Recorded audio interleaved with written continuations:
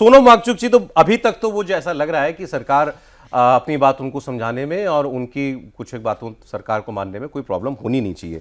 अब लेकिन ये इसके साथ कैविएट है कि ये अपोजिशन पार्टियां जो गई हैं आज उनसे मुलाकात करने, ये उनको कुछ ना समझा दें जाकर के और वो बैक ट्रैक ना कर जाएं। फिर हो सकता है वो ये कह दें कि भाई मेरे साथ जो लोग आंदोलन कर रहे हैं वो अब सहमत नहीं है मेरी इन बातों से, वो उनकी डिमांड्स ये हैं तो मैं उनके साथ हूँ। ये वो कई सारी चीज़ें वो कह सकते हैं, और उससे ज़्यादा वो ये कह देंगे कि जो उन्होंने एश्योरेंस वाली बात कही है ना कि वैसे लोगों के खिलाफ, छात्रों के खिलाफ कोई कार्रवाई नहीं होगी, तो वो विंडो आसानी से ले लेंगे बनिस्बत ये दिखाने के कि हमें इन दलों ने मना किया इसलिए मैं आंसर नहीं तोड़ा। धर्मेंद्र प्रधान वाली जी बात कर लें पहले, हम पहले बताइए कोई विचार हो रहा है इस पर क्या कि इसको सबको थोड़ा टेंशन रिलीज करने के लिए चलिए ठीक है इस्तीफा मांग रहे हो जाए? नहीं, ऐसा तो नहीं हो सकता ना कि अब जिम्मेदारी तय करते हैं। जैसे प्रधानमंत्री नरेंद्र मोदी की एक फंक्शनिंग सौरभ समझिए, उदाहरण को उठाकर देखिए, जैसे काबिलियत योग्यता जो लोगों को दिखती है उसके हिसाब से ऐसा कोई कारण नहीं होना चाहिए कि रविशंकर प्रसाद केंद्र में मंत्री ना रहें। बिल्कुल सही, मैं सहमत हूँ इस बात से। ठीक, अच्छी हिंदी अंग्रेजी बोलना, पढ़ाई लिखाई अच्छा, पार्टी विचारधारा के, पहले मंत्री रह चुके हैं, वाजपेयी जी के समय में इस सरकार में भी रहे हैं, इन सब के बावजूद वो मंत्री नहीं हैं। मतलब कोई ना कोई उनसे गलती हुई है जिस गलती की उनको सज़ा दी गई मंत्रिमंडल से बाहर करके।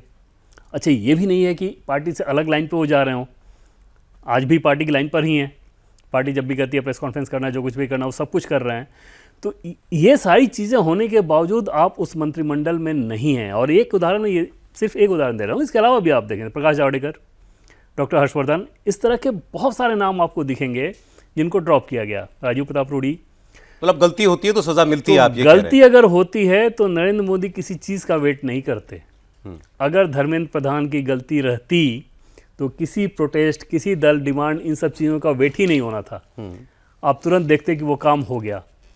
ठीक है, लेकिन लोकतंत्र में कई बार दबाव में भी काम किए जाते हैं। नहीं, दबाव में अगर आप काम करने लगे सौरभ, पॉलिटिकली मोटिवेशन वाला दबाव में, तो फिर आज इस दबाव में काम करेंगे, कल दूसरे दबाव में काम करेंगे, परसों तीसरे दबाव में काम करेंगे, ठीक है, चौथे दबाव।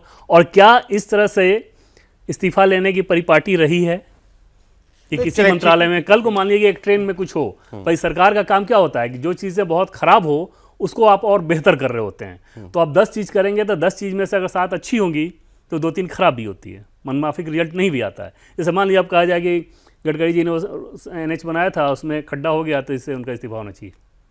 ऐसे आप तो मैं वो सब बातों आपसे सहमत हूँ। मैं सिर्फ कभी कभी जब माहौल इतना तनावपूर्ण हो जाता है, अब भाई कृषि कानून सरकार तो ये मानती है कि देश के भले के लिए थे, लेकिन दबाव बना, क्या कृषि मंत्री का इस्तीफा हुआ? ना, मतलब आप पीछे तो हटे ना, कदम तो पीछे हटता ही है। हाँ। ये सरकार भी कई कदम पीछे हटा चुकी है।